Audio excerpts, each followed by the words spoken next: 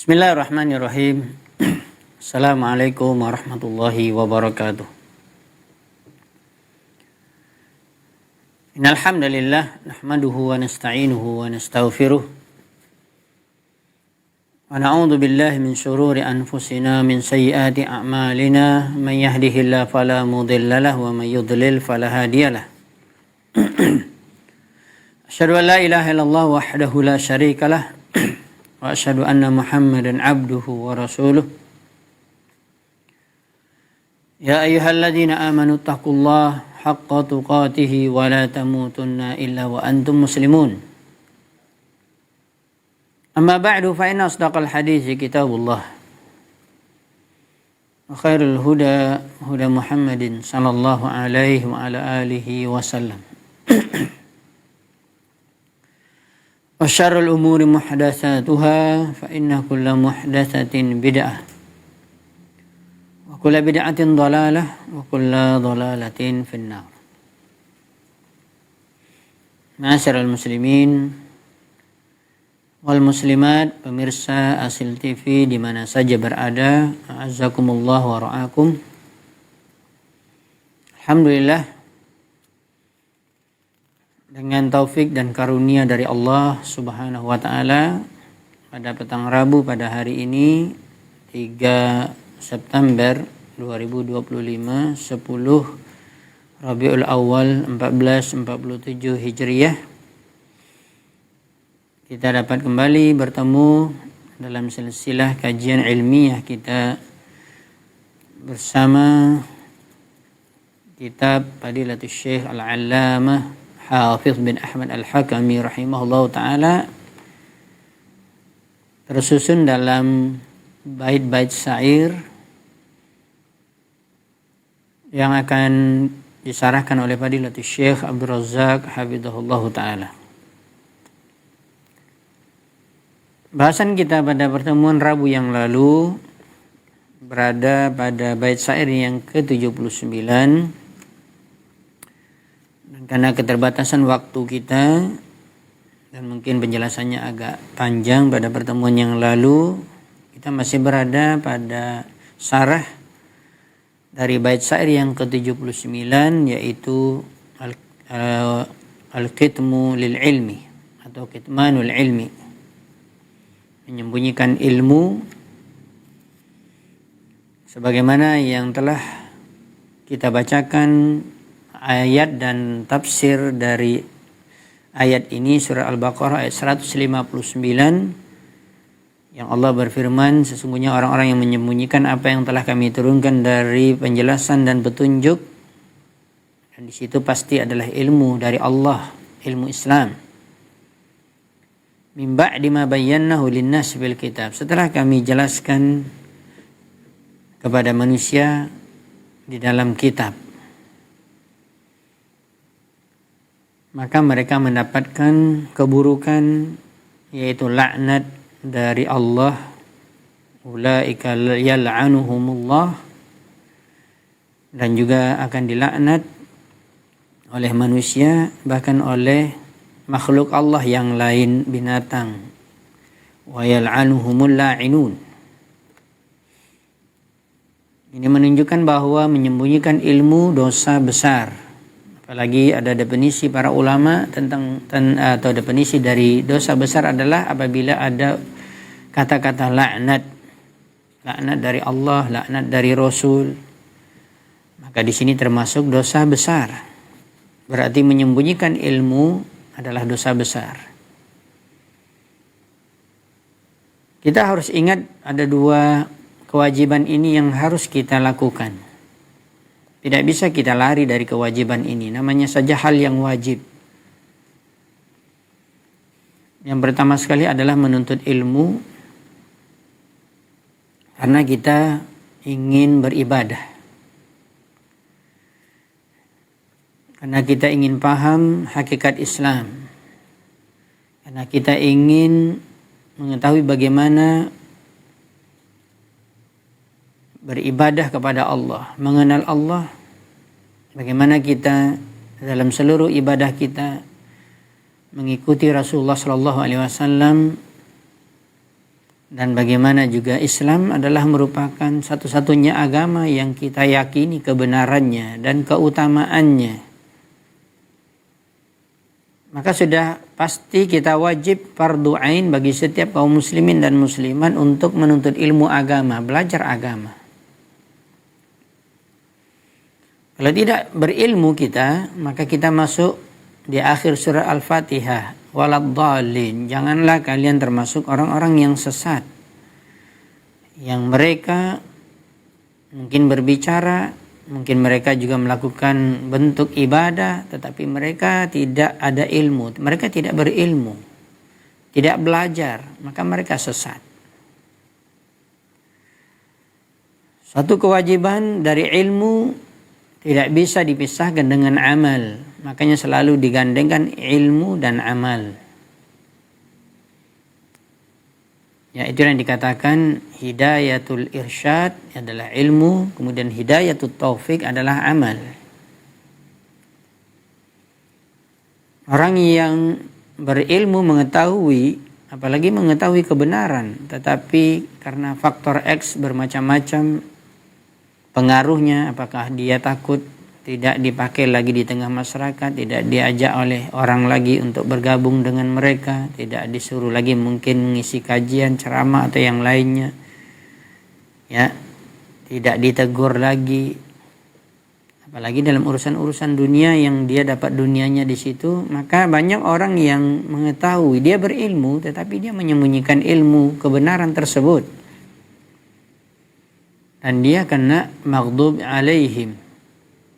Sementara Allah SWT mengatakan ghairul maghdubi alaihim, jangan kita mengikuti kelompok yang dimurkai oleh Allah Subhanahu wa taala. Termasuk di sini maksud dari bahasan kita adalah menyembunyikan ilmu dan terlaknat. Bukankah dikatakan orang-orang Yahudi laknatullah alaihim selalu diungkapkan oleh para ulama? Allah melaknat mereka.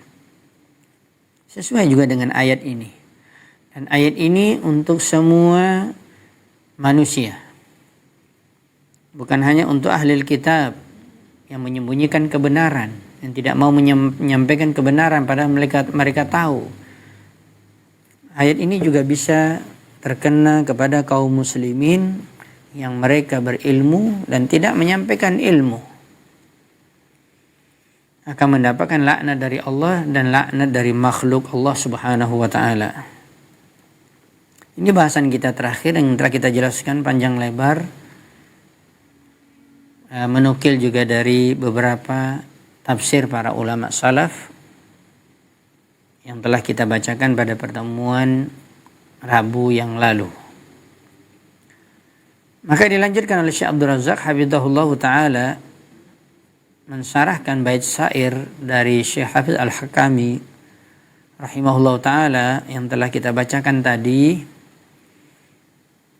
Beliau mengatakan hafizahullah ta'ala wa ja'a fi sahihaini, dan juga ada hadis dari Abu Hurairah, dari jalan sahabat Abu Hurairah radhiyallahu ta'ala anhu yang dikeluarkan oleh Imam Bukhari dan Muslim di dalam sahih mereka. Imam Bukhari dalam Sahih Bukhari nomor hadis 118. Imam Muslim di dalam Sahih Muslim di nomor hadis 2493. Abu Hurairah radhiyallahu ta'ala anhu annahu kana yaqul, sesungguhnya dia berkata, innan nasa yaqulun, sesungguhnya manusia berkata, aktsara Abu Hurairah,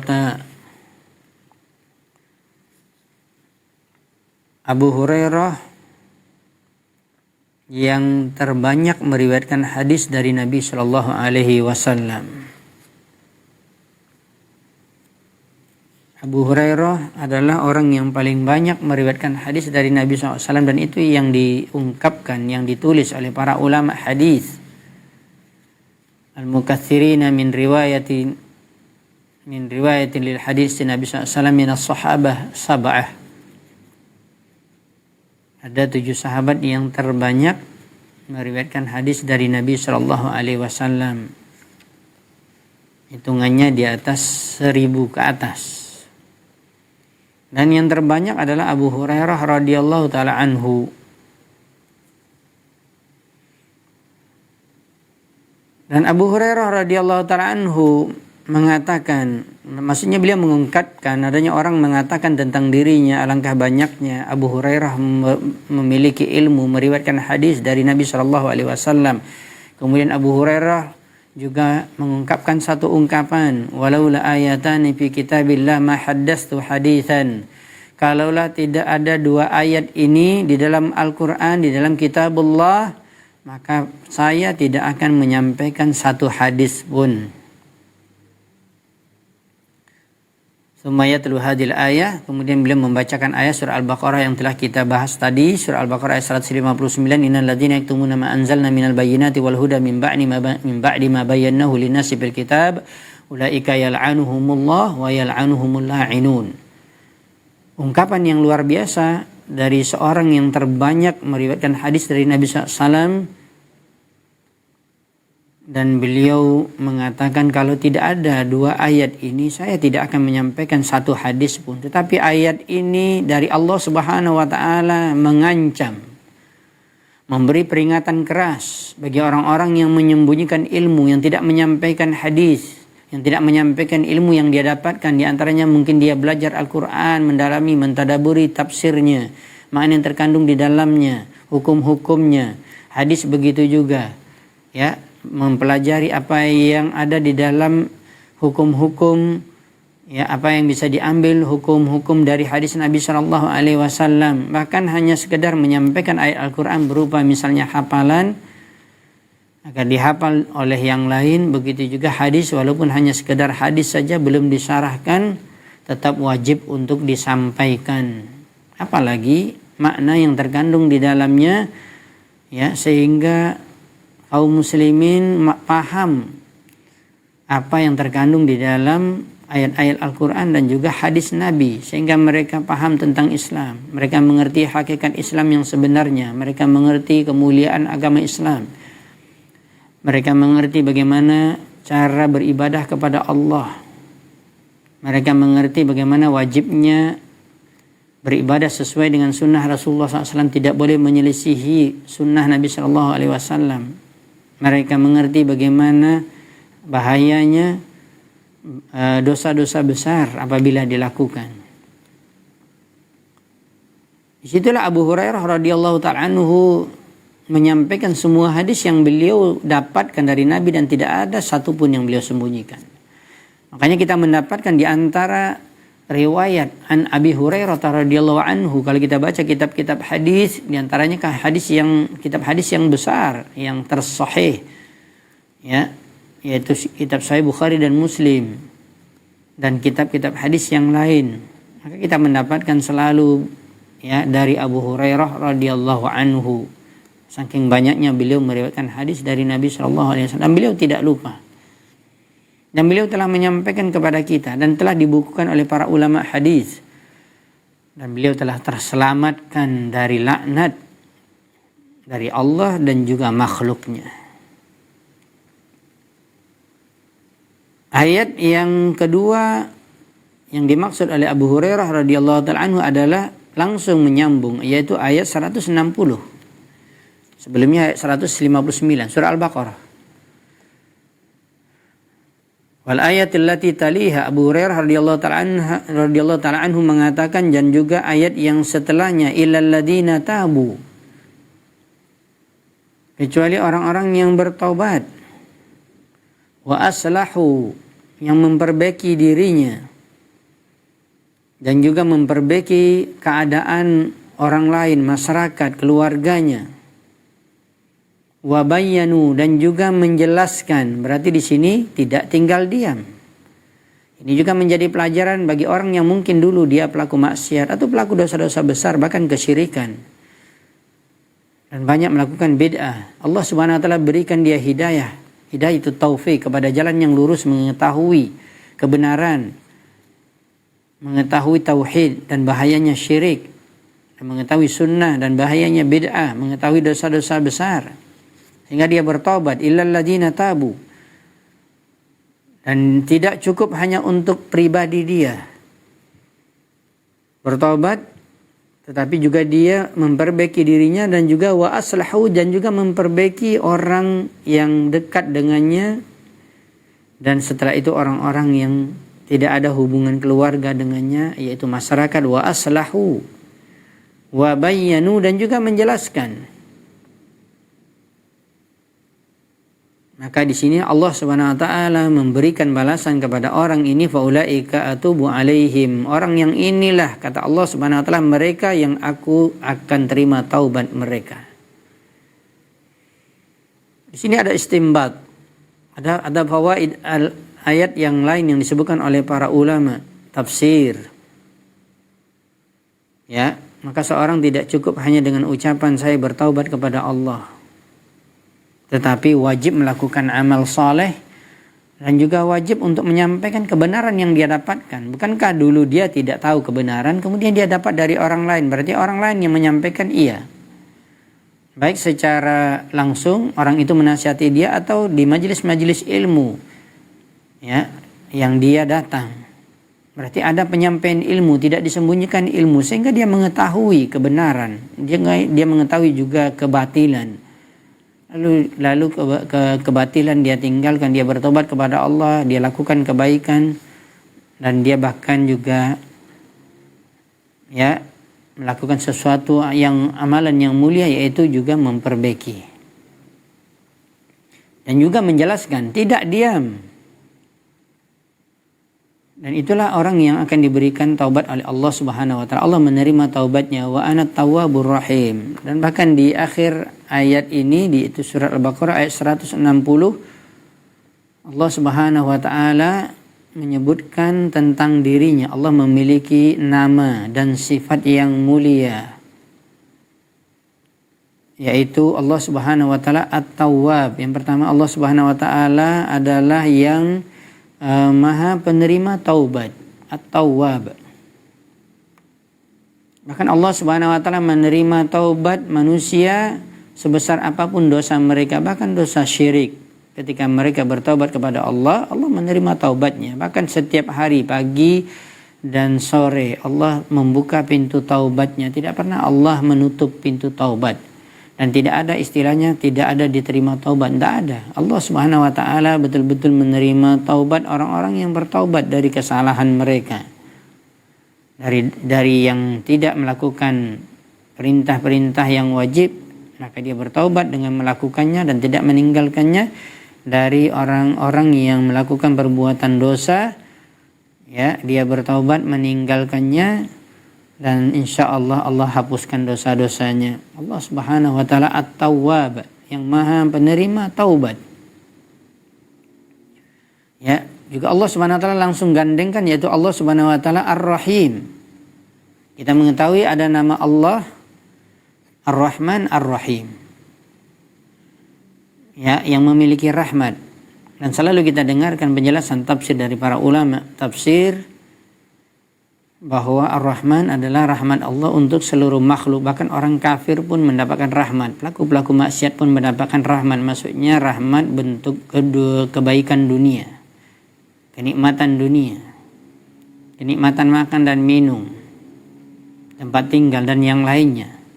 Tapi Ar-Rahim tidak Allah berikan rahmatnya kecuali kepada orang-orang yang beriman, bertakwa. Termasuk di dalam ayat ini orang-orang yang bertaubat.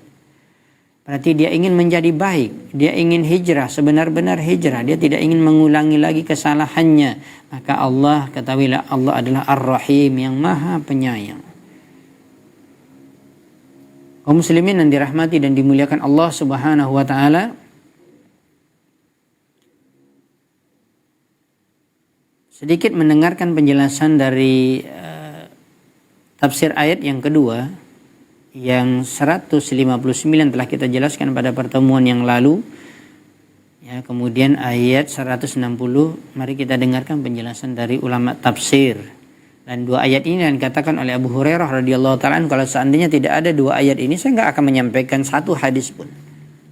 Ternyata beliau menyampaikan semuanya karena ada peringatan dari Allah Subhanahu wa taala. Wajib untuk disampaikan, tidak boleh menyembunyikan ilmu. illal ladzina tabu. Berkata Imam Ibnu Katsir rahimahullahu taala dalam tafsirnya Al-Qur'an Azim, beliau mengatakan hadza wa'idun syadidun liman katama ma ja'at bihi ar-rusulu minad dalalatil bayyinati 'alal maqasidil sahihah wal hudan nafi' lil qulub min ba'di ma bayyana Allahu ta'ala li 'ibadihi fi kutubihi allati anzalaha 'ala rusulih.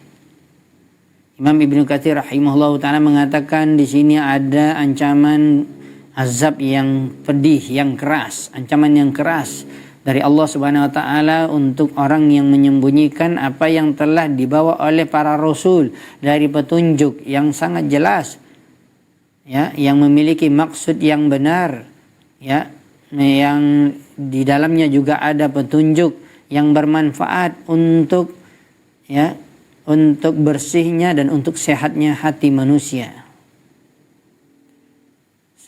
Dan semua telah dijelaskan, ya, oleh Allah Subhanahu wa taala kepada hamba-hambanya.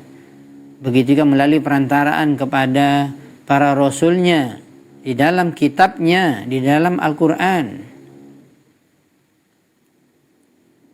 Maka tidak boleh menyembunyikan ilmu, wahai kaum muslimin. Berkata Abul Aliyah, seorang ulama tafsir, nazalat fi ahlil kitab, asal ayat ini turun adalah sebab turunnya, asbabun nuzul turun kepada ahlul kitab. Katamu, yaitu al-Yahud wan Nasara, katamu sifata Muhammad SAW, thumma akhbara annahum yal'anuhum kullu syai'in ala sani'ihim dhalik. Karena mereka menyembunyikan sifat Rasulullah SAW, ya, karena mereka tahu sifat Rasulullah SAW, sifat Muhammad yang diutus menjadi nabi terakhir. Mereka khawatir, ya, terkhusus orang Yahudi, mereka tidak akan, awalnya mereka mengatakan kami akan beriman dengan utusan Allah terakhir. Ternyata keinginan mereka tersembunyi, maksudnya dari Bani Israel. Dan Allah SWT mentakdirkan Allah mengutus Muhammad SAW dari negeri Arab. Lalu mereka tidak mau. Lalu mereka, ya, mengingkari perkataan mereka sendiri yang mereka mengatakan mengikuti, tetapi karena tidak dari Bani Israel mereka mengingkari. Mereka sembunyikan sifat-sifat Rasulullah SAW yang sudah ada dalam kitab Taurat. Begitu juga orang Nasrani dalam kitab Injil, sehingga mereka, apalagi orang-orang awam, nggak beriman. Dan kita mengetahui bahwa Taurat dan Injil juga dari Allah Subhanahu wa taala, juga merupakan kalamullah. Tapi telah dirubah oleh tangan manusia yang jahat. Telah disembunyikan, telah dihapus. Ya, dan sekarang ini adalah buatan manusia. Makanya berbagai macam versi kitab tersebut berbeda dengan Al-Quran, satu saja, 30 juz, nggak ada yang lain, dari timur sampai ke barat, dari utara sampai selatan. Yang perbedaannya hanya masalah qiraah, ya, ada qiraah sab'ah, qiraah asyarah, ada 10 cara membaca, dan itu semuanya mutawatirah dari Nabi SAW. Ini perbedaan saja. Ada qiraah waras, ada qalun, ada susi, ada hafaz, dan yang lainnya, ya. Dan semuanya dari Rasulullah SAW, dan tidak ada perubahan dan tidak ada tercemar dengan tangan-tangan manusia. Berbeda dengan kitab yang telah kita sebutkan sebelumnya. Makanya mereka menyembunyikan. Akhirnya mereka dilaknat oleh Allah dan oleh siapapun di alam semesta ini karena perbuatan mereka tersebut. Imam Ibnu Katsir rahimahullah ta'ala melanjutkan, fakama annal alima, ya, kebalikannya sebagaimana orang-orang yang berilmu yang menyampaikan ilmu. Perhatikan, orang yang berilmu dan menyampaikan ilmu dan tidak menyembunyikan ilmu, sebaliknya mereka mendapatkan keutamaan. Ya, yastaghfiru lahu kullu syai' hatta al-hut fil ma' wat tayru fil hawa. Maka semua makhluk Allah Subhanahu wa taala, terkhusus binatang yang diberi Allah nyawa sebagaimana juga manusia, memohon ampun kepada Allah, meminta ampun kepada Allah, beristighfar, meminta ampun kepada Allah untuk orang yang alim, yang berilmu dan menyampaikan ilmu agar Allah mengampuni dosa-dosa mereka. Kita mengetahui bahwa tidak ada manusia yang lepas dari dosa. Yang maksum hanya Rasulullah SAW, para nabi dan rasul semuanya. Ya, terjaga dari tidak pernah melakukan perbuatan syirik, dosa besar. Ya, kalau dosa kecil kata para ulama semuanya tidak ada yang maksum. Karena para nabi juga manusia. Adapun selain para nabi dan rasul, mereka melakukan dosa besar. Banyak melakukan dosa besar. Ya, dan tentunya juga para ulama tidak lepas dari kesalahan. Enggak ada yang maksum. Jangan dianggap guru kita suci. Tuhan guru kita suci, enggak ada kesalahan. Lalu apapun yang dilakukan dibenarkan. Ya, waliyadzubillah. Tetapi Allah SWT memiliki keutamaan yang besar.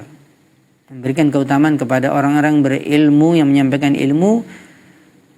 Ya, semua makhluk meminta ampun kepada Allah atas dosa orang-orang yang berilmu menyampaikan ilmu tersebut. Bahkan dikatakan semuanya, segala sesuatu dari makhluk Allah sampai ya binatang besar, ikan besar, kalau kita katakan ikan paus yang terbesar di dalam air yaitu di laut, dan juga seperti burung yang terbang di udara, begitu banyaknya jenis burung. Fa haula'i bi khilafil ulama alladziina yaktumun. Tentunya yang dimaksud yang tadi kata Imam Ibnu Katsir adalah ulama yang menyampaikan ilmu. Berbeda kata Imam Ibnu Katsir, tentunya tidak akan didapati keutamaan tersebut bagi ulama yang menyembunyikan ilmu. Bahkan mereka dilaknat oleh Allah dan dilaknat oleh makhluk Allah Subhanahu wa taala.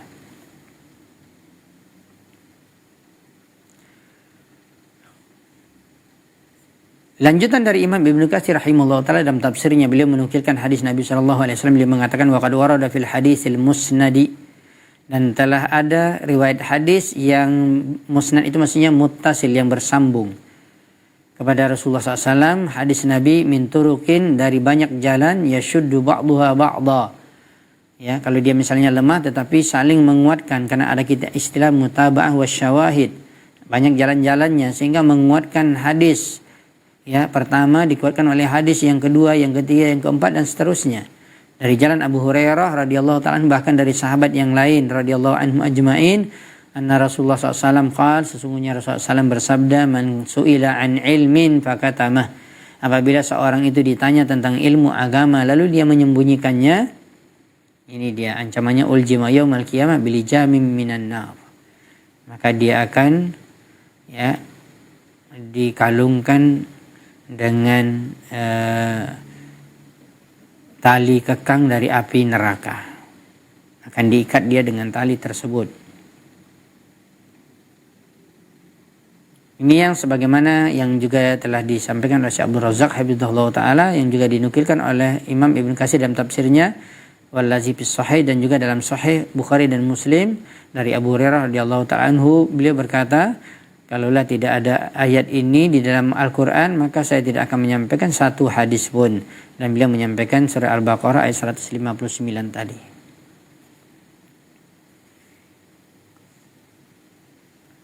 Kaum muslimin yang dirahmati dan dimuliakan Allah Subhanahu wa taala. Ya, disebutkan juga oleh Imam Ibnu Katsir, al-la'inun wa yal'anuhumul la'inun adalah dawabul ardi, setiap makhluk yang melata di permukaan bumi. Baik dia berada di air, ataupun berada di atas tanah, atau berada di atas udara.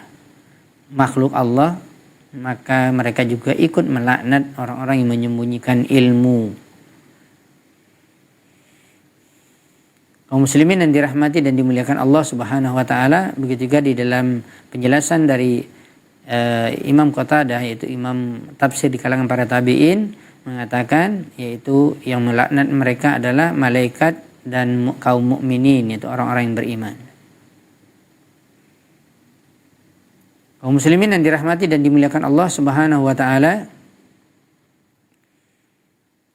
Kemudian kalau kita lihat juga dan kita baca juga penjelasan para ulama tafsir yang lain menjelaskan ayat 160 dari surah Al-Baqarah ini. Di antaranya Imam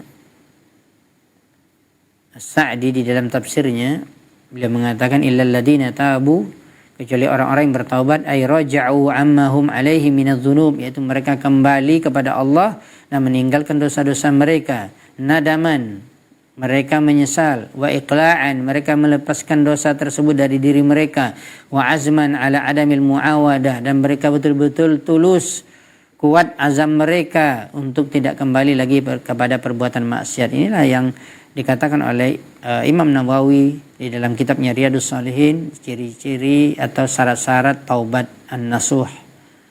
Ya, orang yang diterima taubatnya oleh Allah Subhanahu wa taala, an-nadam wal iqla' wa azam ala adamil muawadah.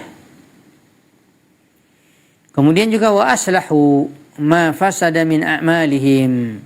Mereka memperbaiki pertama sekali pada diri mereka sendiri. Ini yang kita sampaikan tadi. Taubat tidak cukup hanya seperti tadi menyesal, melepaskan dan tidak berjanji untuk mengulangi, tetapi ya mereka juga harus memperbaiki amalan-amalan mereka yang rusak. Ya, yang sudah terlanjur mereka lakukan dari keburukan-keburukan. Ya, mereka harus ganti dengan kebaikan. Wa aslahu, mereka harus perbaiki diri mereka. Ya, tidak betul orang dikatakan dia hijrah, ya, atau dikatakan dia bertaubat tapi dia tidak memperbaiki dirinya, sama saja dengan keadaannya yang lalu. Maka dikatakan oleh Sa'di, fala yakfi tarkul qabih, tidak cukup hanya dia mengatakan saya meninggalkan keburukan, hatta yahsula fi'lul hasan. Ya, sampai dia melakukan perbuatan baik baru dikatakan dia memperbaiki dirinya. Baru dikatakan dia benar taubatnya. Ya, lihat bagaimana para sahabat Rasulullah SAW ketika mereka sudah masuk ke dalam Islam.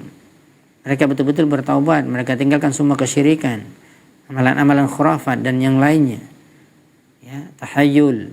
Maka mereka orang yang sangat luar biasa, kuat dalam beramal. Ya, dan selalu bertanya kepada Rasulullah SAW, yas'aluna an-nabi SAW anil khair, selalu bertanya kepada Nabi SAW tentang kebaikan agar mereka bisa mengamalkannya. Mereka tidak mau diam, tidak mau tinggal diam. Ya, mereka harus mengetahui apa yang mereka harus amalkan. Begitulah gambaran juga kepada kita yang mungkin bertobat kepada Allah. Kita tidak boleh diam, kita harus belajar, kita harus menuntut ilmu. Katanya bertaubat, katanya hijrah, tapi nggak hadir di majelis ilmu. Bagaimana bisa mengetahui kebenaran? Sama saja dengan posisi kita sebelum bertaubat. Ya, maka ini harus dilakukan wahai kaum muslimin yang dirahmati dan dimuliakan Allah Subhanahu wa taala. Begitu juga fala yakfi dzalika fil katimi aidan. Ya. Begitu juga bagi orang-orang yang menyembunyikan ilmu, ya, tidak bisa dia mengatakan saya bertobat kepada Allah lalu dia tidak menyampaikan ilmu, dia diam saja. Hatta yubayyinu ma katamahu, sampai dia menyampaikan apa yang telah dia sembunyikan dahulu. Jadi orang yang dikatakan menyembunyikan ilmu dosa besar, ya, yal'anuhumullah wa yal'anuhumul la'inun. Bagaimana taubatnya? Seperti tadi, an-nadam wal iqla wa azami wa azm ala adamil muawadah. Ya, dan juga bentuk taubatnya adalah wa aslahu, yaitu dia menyampaikan apa yang dia sembunyikan dahulu dari kebenaran. Ya, ini perhatikan wahai kaum muslimin yang dirahmati dan dimuliakan Allah Subhanahu wa taala. Mungkin ada, mohon maaf, mungkin saya dan para ustadz atau orang-orang yang berilmu yang tahu kebenaran, ya, kemudian dia sembunyikan. Kemudian dia baca ayat ini, dia tidak ingin dilaknat oleh Allah dan makhluk Allah Subhanahu wa taala, lalu dia mengatakan saya bertaubat. Maka taubat Anda belum bisa dikatakan bertaubat sampai Anda menyembunyikan, sampai Anda menyampaikan apa yang Anda sembunyikan dahulu dari ilmu, dari kebenaran. Wajib untuk ditampilkan, disampaikan, ya, dimunculkan, bukan disembunyikan. Katanya bertaubat tapi enggak disampaikan kebenaran, padahal dia berilmu, maka ini tidak bertaubat namanya. Maka dia tetap mendapatkan laknat, wal iyadu billah. Dilanjutkan oleh Sa'di, wa yubdi dhidda ma akhfa, dan dia memunculkan, menampakkan terang-terangan lawan dari apa yang telah dia sembunyikan. Lalu dia melakukan bid'ah, dia berhenti melakukan bid'ah dan dia harus tampilkan, bahkan dia sampaikan yang sunnah itu seperti apa yang harus diamalkan.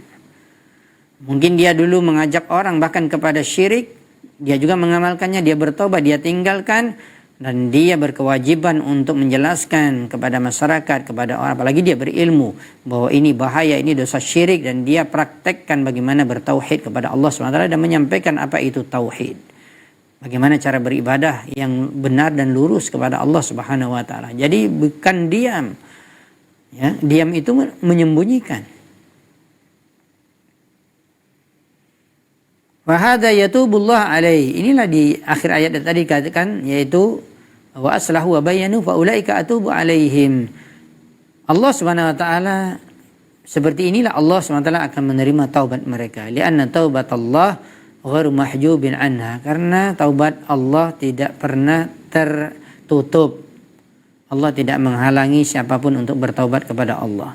Faman ata bisababi taubah, siapapun dari orang yang bertaubat kemudian dia mendatangkan syarat-syarat taubat dan sebab-sebab benar taubatnya, pasti taballahu alaih, Allah pasti akan menerima taubatnya.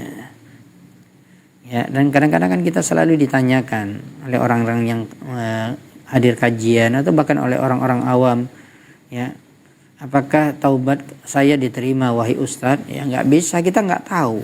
Tidak ada pemberitahuan dari Allah SWT, tidak ada wahyu turun. Tetapi kita jalankan saja syarat-syarat taubat, sebab-sebab dikatakan kita bertaubat kepada Allah, diantaranya di dalam ayat ini, illal ladzina tabu wa aslahu wa bayyanu. Lakukan itu wahai kaum muslimin, ya, baru benar taubat kita. Enggak perlu kita bertanya juga, insya Allah Allah terima taubat kita dengan praktek.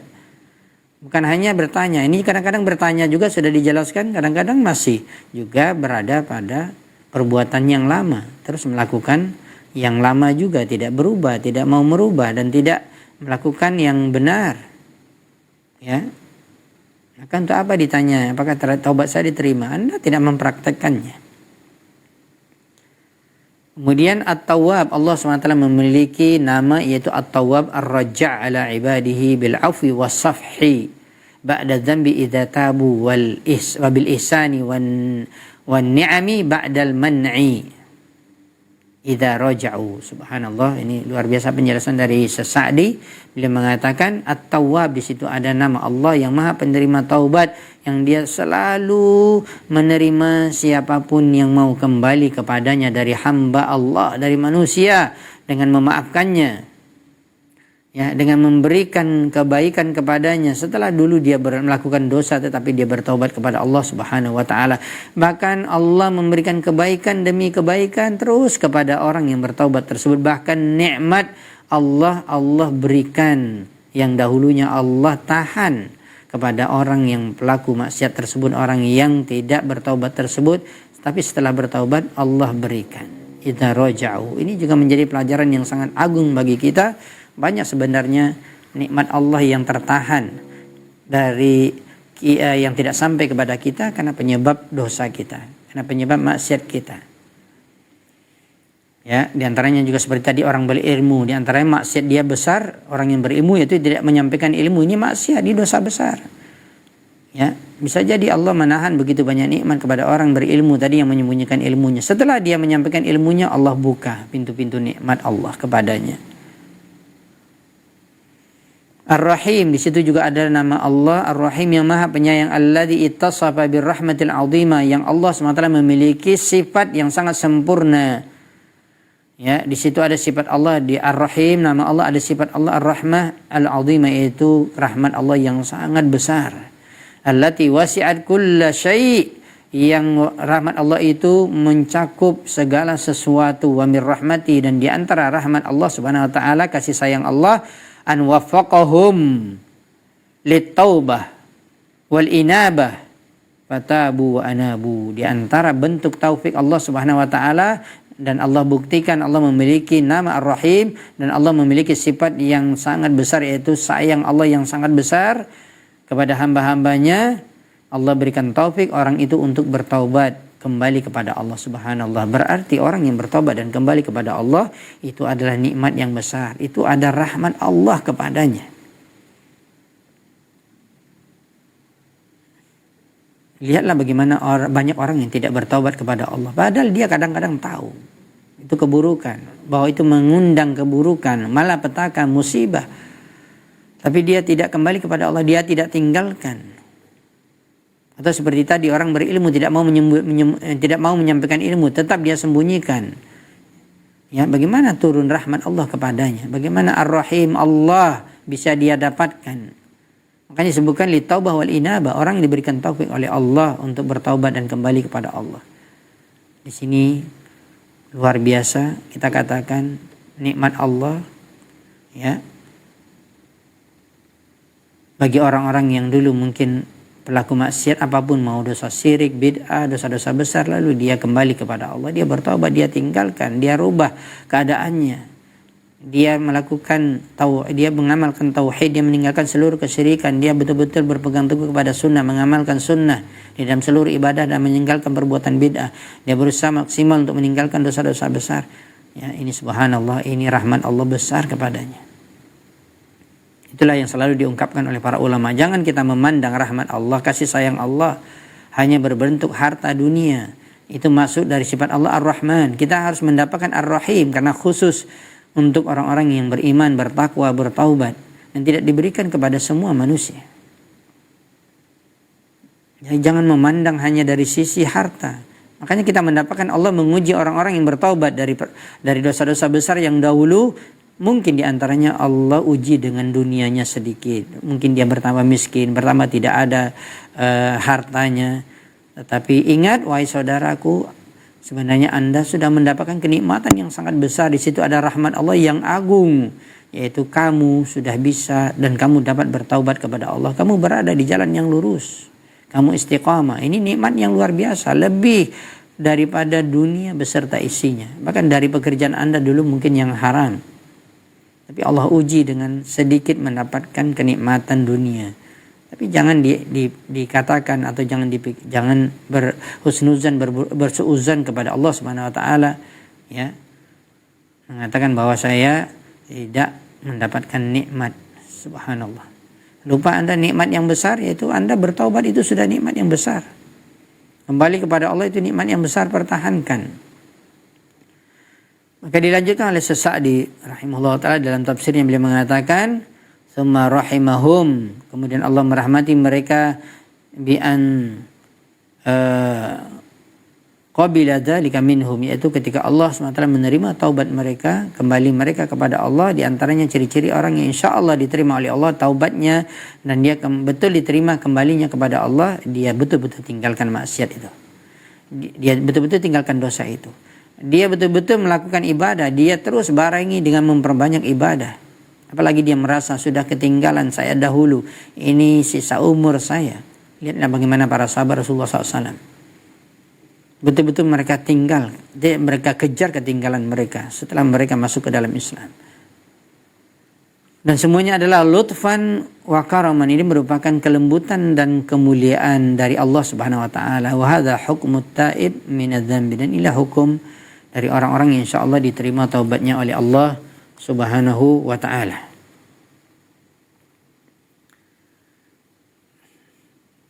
Ada beberapa faedah dari ayat ini. Kalau kita lihat ada satu penjelasan dari Hidayatul Quranil Karim tentang faedah dari ayat yang telah kita bacakan tadi. Para ulama mengatakan ayatu sidqit taubah islahul amal. Ayat ini adalah merupakan ayat yang menunjukkan kejujuran taubat seseorang, yaitu islahul amal, ketika dia memperbaiki amalnya, ketika dia meninggalkan perbuatan yang salah dahulu, ketika dia melakukan kebaikan dan terus berpacu dan terus berlomba-lomba, ya, dan dia memperbaiki terus amalannya, dia tidak biarkan amalannya yang salah, dia terus perbaiki. Itulah salah satu tujuannya menuntut ilmu, raf'ul jahl an nafsi, kata para ulama, ya, yaitu salah satu tujuan yang mulia dari menuntut ilmu, mengangkat kebodohan dari diri dia. Kalau dia tidak menuntut ilmu, dia tidak akan tahu mana kesalahan.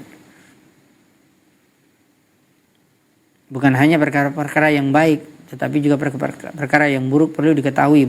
Ya, syirik itu berbahaya, dan apa contoh-contohnya, bentuk-bentuknya, ada bentuk perkataan, perbuatan dan yang lainnya. Begitu amalan-amalan bid'ah. Di dalam salat banyak, di dalam puasa bahkan juga ada, di dalam perkara-perkara, bahkan di dalam setiap bulan-bulan Hijriah itu ada orang melakukan bid'ah, perayaan-perayaan dan yang lainnya. Dan ini taubatnya adalah dengan cara memperbaikinya, meninggalkannya. Dan dia berpegang teguh kepada sunnah Nabi SAW. Itulah dikatakan islahul amal.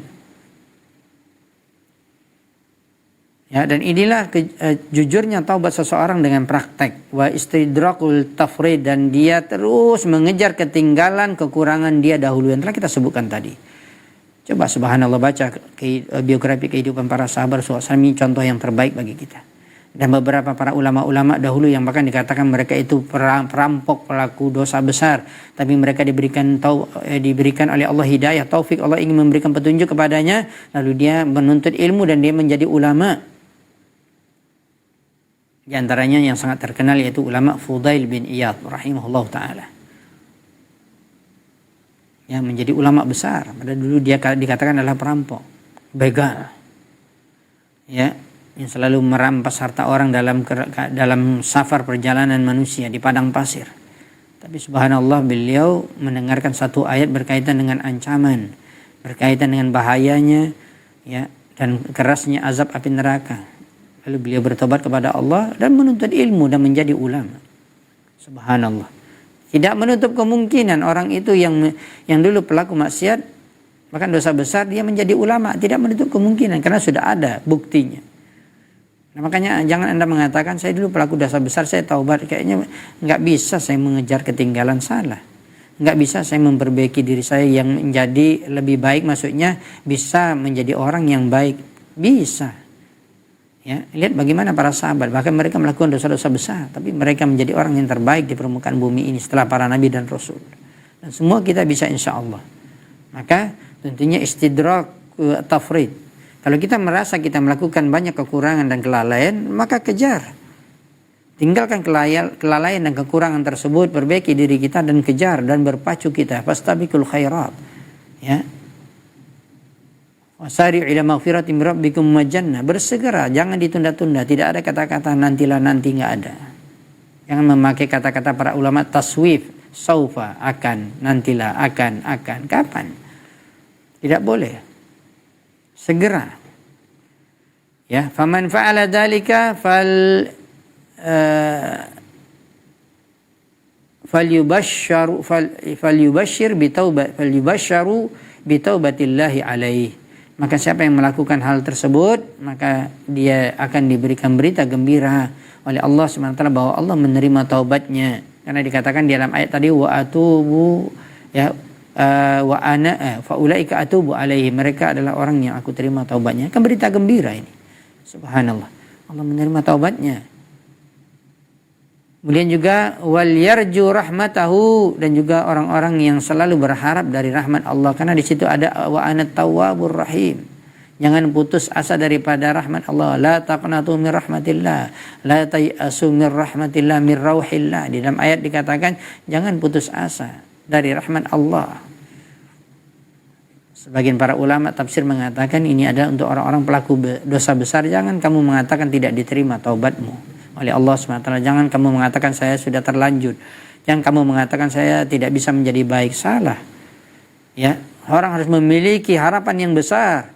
Ya, wa yarju rahmatahu, mengharapkan rahmat dari Allah Subhanahu wa taala. Sesungguhnya Dia Allah, diulangi lagi di akhir ayat ini.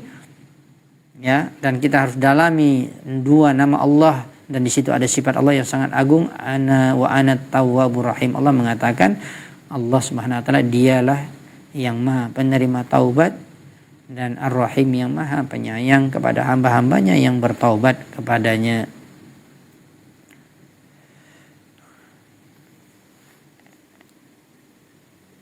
Kaum muslimin yang dirahmati dan dimuliakan Allah Subhanahu wa taala, ada hubungannya yang telah kita sebutkan tadi, yaitu di hari kiamat. Jadi bukan hanya terlaknat di dunia, dilaknat oleh Allah, dilaknat oleh makhluk Allah, binatang-binatang yang hidup di permukaan bumi ini atau binatang yang melata. Tetapi yang lebih parah lagi, yang lebih menyakitkan lagi adalah dia akan diazab nanti di akhirat di neraka Jahannam, wal iyadu billah. Dan inilah lanjutan daripada bait syair yang ke-80. Berkata An-Nazim, Berkata Syekh Hafidz Ahmad ya, Al-Hakami rahimahullah ta'ala mengatakan, wa min uqubatihi an fil ma'adilahu minal jahimi lijaman laisa kal lujumi. Dan di antara azab Allah yang akan diterima oleh orang yang menyembunyikan ilmu, yaitu fil ma'adilahu, ketika berada di hari akhirat, hari berbangkit, dan dia kembali kepada Allah, nanti akan bertemu dengan Allah Subhanahu wa taala. Ya, dia akan mendapatkan minal jahim, neraka jahannam, lijaman, bahkan ini mengikat dia. Ya. Dan tidaklah seperti ikatan-ikatan yang di dunia ini, walaupun ikatan yang sangat keras mengikat orang, bahkan ada orang yang mati dengan ikatan yang kuat tersebut, tapi ingatlah di akhirat lebih kuat lagi, tambah lagi dengan cambuk dari api neraka jahannam, bilijami minan nar, al jaza'u min jinsil amal. Itu yang selalu diungkapkan oleh para ulama, balasan sesuai dengan perbuatan di dunia. Perbuatan baik diberikan balasan segera di dunia, apalagi di akhirat nanti diazab dengan azab yang pedih. Ketika dia menyembunyikan ilmu, maka Allah ikat dia. Ya, Allah cambuk dia. Dan tentunya malaikat-malaikat yang ganas, yang mengerikan, ya, yang menjaga dan mengazab orang-orang yang masuk ke dalam neraka jahanam.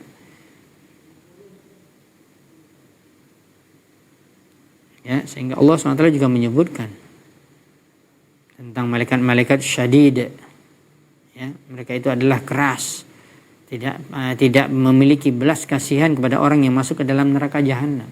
Tidak ada belas kasih, tidak ada istilahnya berhenti,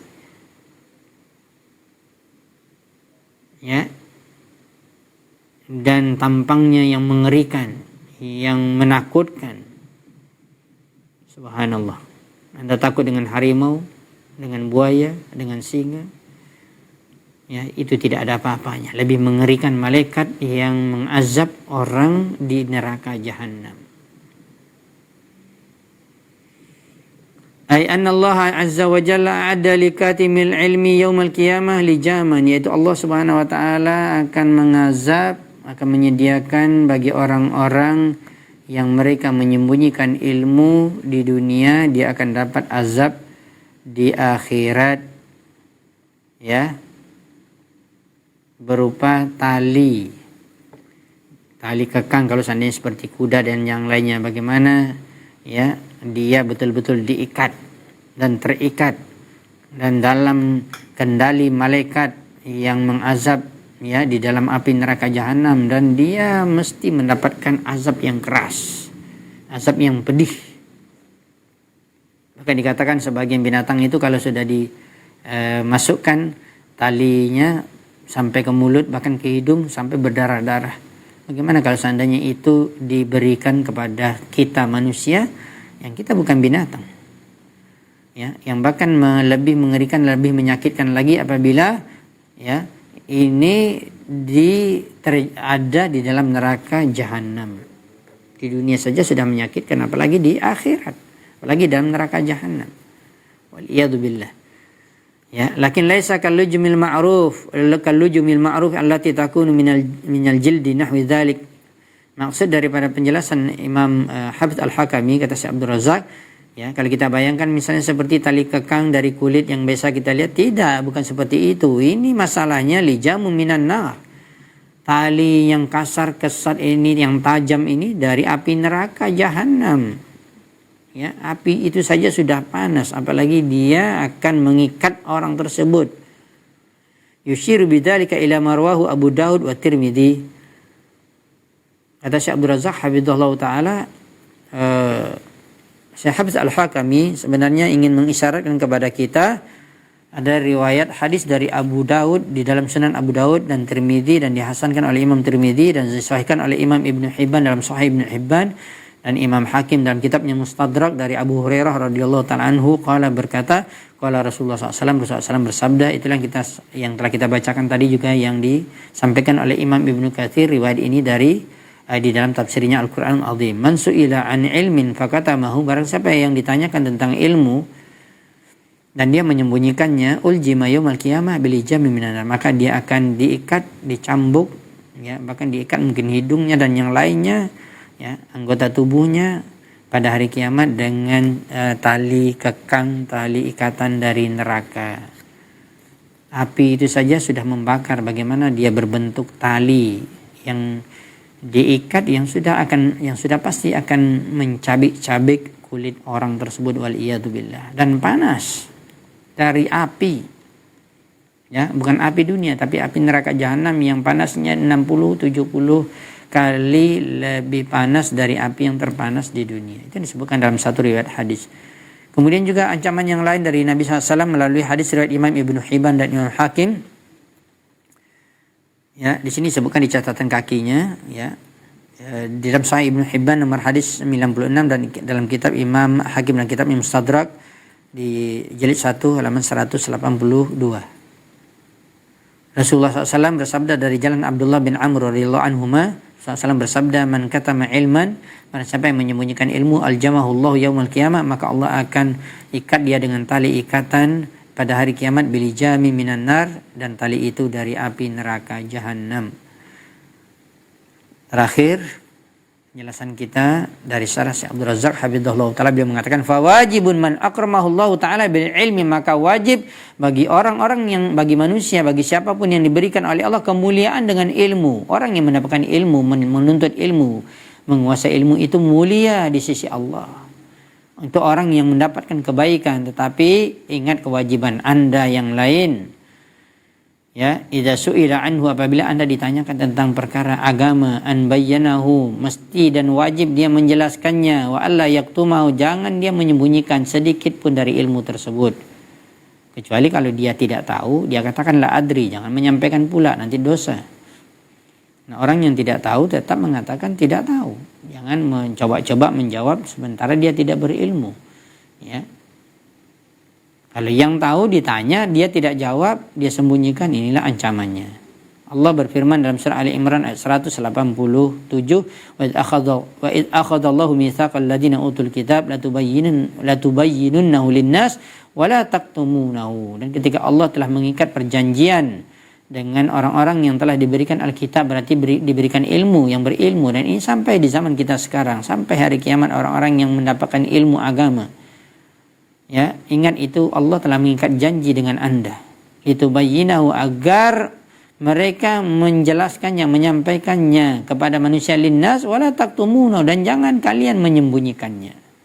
Sudah jelas, ini juga merupakan janji kita kepada Allah SWT, dan Allah telah mengikat janji tersebut, dan wajib kita menunaikan janji, apalagi ini dari Allah Subhanahu wa taala. Surah Ali Imran ayat 187.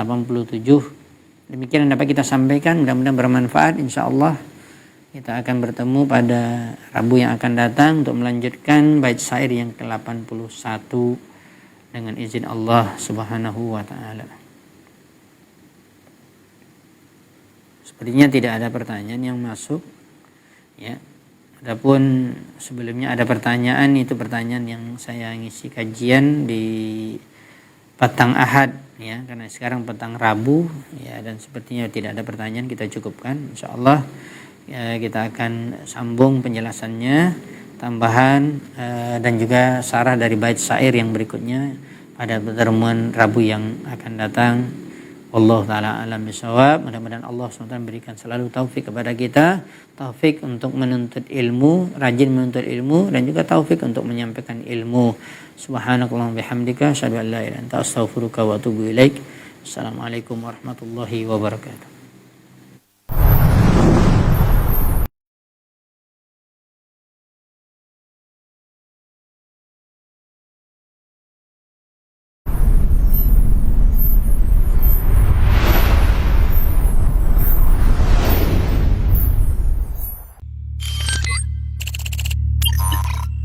You